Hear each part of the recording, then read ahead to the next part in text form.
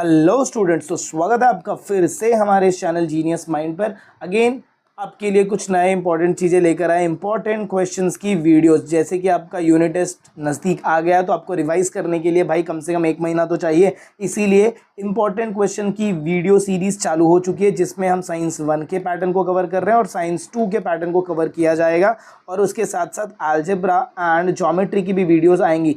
तो ये वीडियोस आपके लिए थोड़ा हेल्पिंग हैंड की तरीके साबित होंगी। हेल्पिंग हैंड मतलब क्या कि देख भाई, आपके पास पढ़ने के लिए बहुत कुछ है, बट उतना पढ़ने के बाद आपको मेन कौन सी ऐसी चीज़ है जिसको ज़्यादा याद रखना है। बराबर, ज़्यादा मैं क्या बोल रहा हूँ, देखो ज़्यादा याद रखना है, ताकि ये आगे चल के आपको हेल्प करे, आपके एग्जाम में भी हेल्प करे, और आगे भी आपको इतना ही मतलब इतनी चीज़ों से आपका काम हो जाए। तो chapter is divided into 4 part. सबसे पहले मोशन के बारे में जानेंगे, मतलब इसमें से क्वेश्चन आएगा। फिर नेक्स्ट हम जानेंगे एक्सेलरेशन के बारे में, मतलब इसमें से क्वेश्चन आने वाला है। डिस्टेंस एंड डिस्प्लेसमेंट से क्वेश्चन आएगा, और Newton laws of motion and related question equations. बराबर, ये 4 पार्ट में ये पूरा का पूरा आपका पैटर्न डिवाइड होगा। तो इसमें आपको जैसे कि पता है, हम टेक्स्ट बुक के बीच के क्वेश्चंस की बात करते हैं। टेक्स्ट बुक के मिडल में से जो क्वेश्चन, जो एग्जामिनर, जो आपके टीचर्स क्वेश्चन बनाते हैं ना भाई, वही क्वेश्चन आपको इस चैनल पर मिलेंगे। थोड़ा बोलते हैं ना कि यहाँ वहाँ हो सकता है 90 to 95% ऑफ क्वेश्चंस हमेशा मैच करते हैं।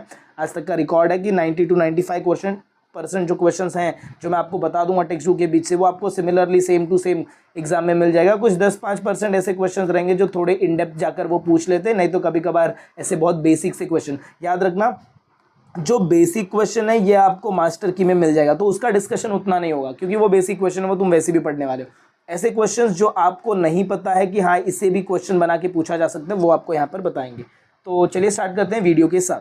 चलिए, तो जब हम चैप्टर नंबर 1 की बात करेंगे तो सबसे पहले देखो भाई, यहाँ पर तो इतना ज़्यादा कुछ है नहीं, आपको एग्जाम में ये सब पूछ सकते हैं एग्जाम्पल देकर। फिर हाँ, यहाँ पर देखो, हमने किसकी बात करना चालू कर दिया। तो if the position of an object is changing with respect to it surrounding then it is said to be in motion. अब इधर 2 क्वेश्चन आएगा, या तो 1 मार्क्स के लिए ऑब्जेक्टिव क्वेश्चन, या तो आपको बोलेंगे व्हाट इज मोशन, तो आपको ये लिखना है। और इसके साथ साथ एक और चीज़ याद रखना, motion is a relative concept, motion is a dash concept, तो motion is a relative concept, तो ये आपको याद रखना है, एग्जाम में पूछेंगे। चलिए, इसके बाद नीचे अगर आप चेकआउट करेंगे तो यहाँ पर तो कुछ उतना है नहीं, फर्स्ट पेज पे उतना कुछ है नहीं। Let's move on to the next page, that is our page number 2। चलिए, पेज नंबर 2 पे जाएंगे तो भाई सबसे फर्स्ट ही पॉइंट आपके लिए बहुत ज़्यादा इंपॉर्टेंट है। Distance is the length of actual part travelled bye an object in a motion. ये कब लिखना है आपको, जब आपको बोलेंगे define distance while going from one point two another. और डिस्प्लेसमेंट के लिए आपको क्या लिखना है, डिस्प्लेसमेंट यहाँ से, displacement is the minimum distance between the starting and finishing point. तो ये आपका काम यहाँ से हो जाएगा। 2 क्वेश्चन यहाँ से बनेंगे, डिफाइन डिस्टेंस एंड डिस्प्लेसमेंट, ये आपको यहाँ से कर देना है।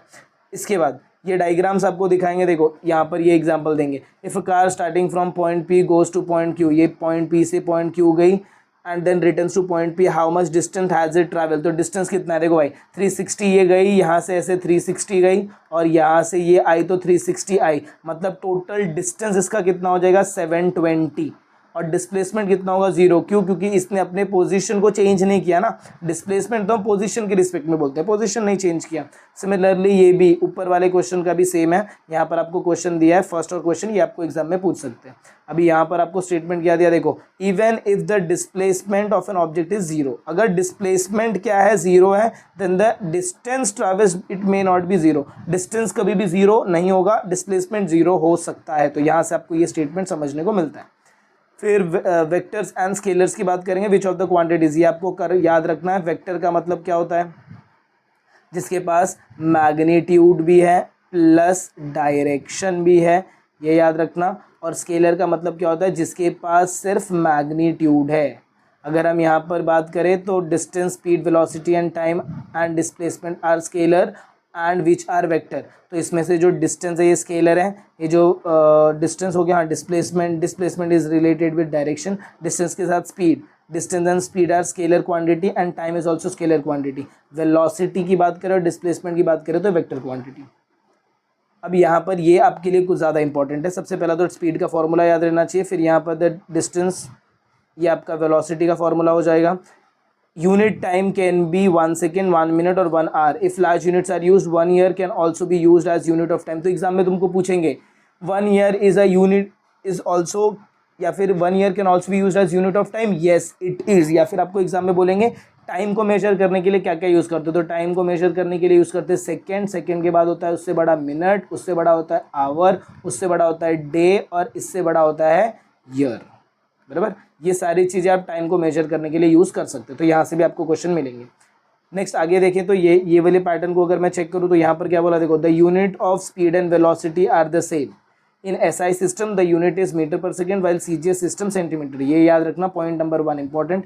Speed is related to distance, अच्छा स्पीड किसके साथ रिलेट करता है, डिस्टेंस के साथ, और वेलोसिटी किसके साथ रिलेट करती है, डिस्प्लेसमेंट।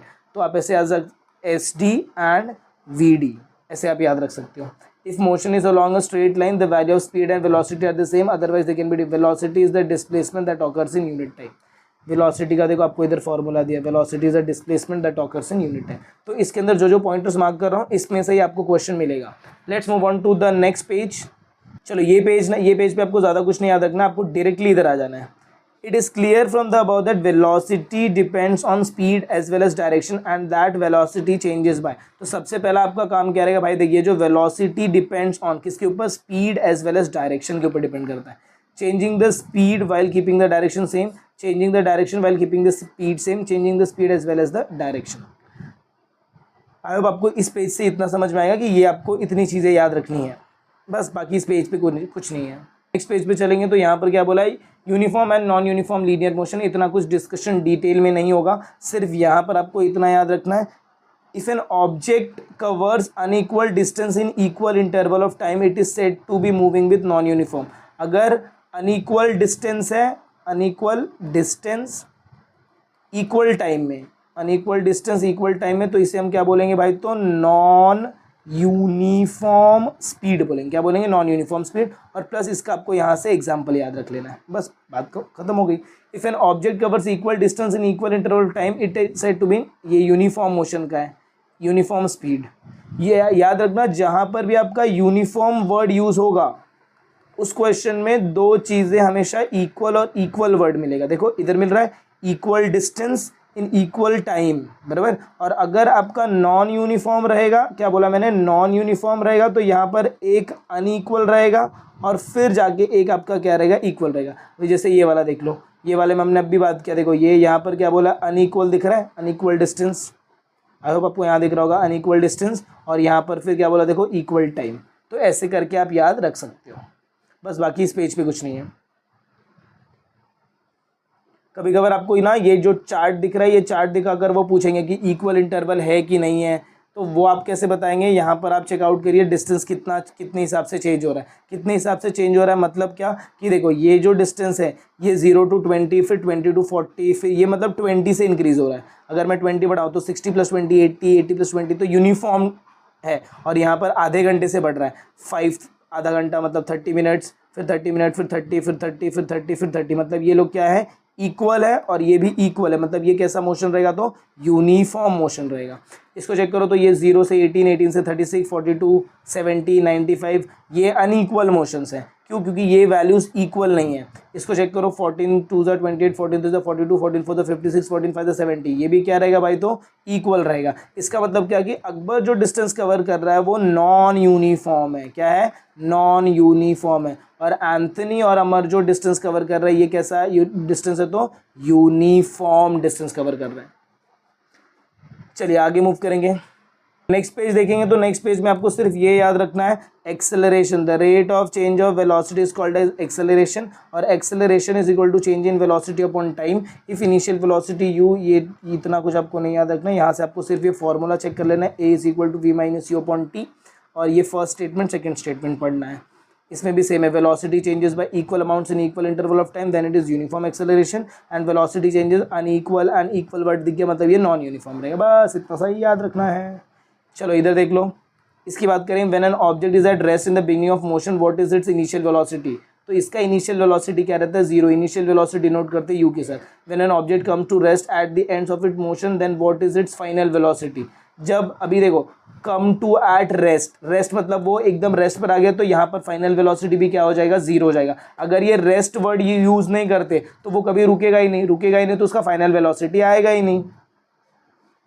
चलिए इसके बाद यहाँ पर देख लेते हैं। तो ये याद रखना है, पॉजिटिव और negative acceleration when the velocity of an, ये देख लो आप, when the velocity of an object increases the acceleration is positive. फिर उसके बाद when the velocity of an object decreases with time it has negative acceleration. फिर negative acceleration is also called as de acceleration. ये सब important line है, कुछ भी line आपको एग्जाम में मिल जाएगा। फिर if the velocity of the object does not change with time it has zero acceleration.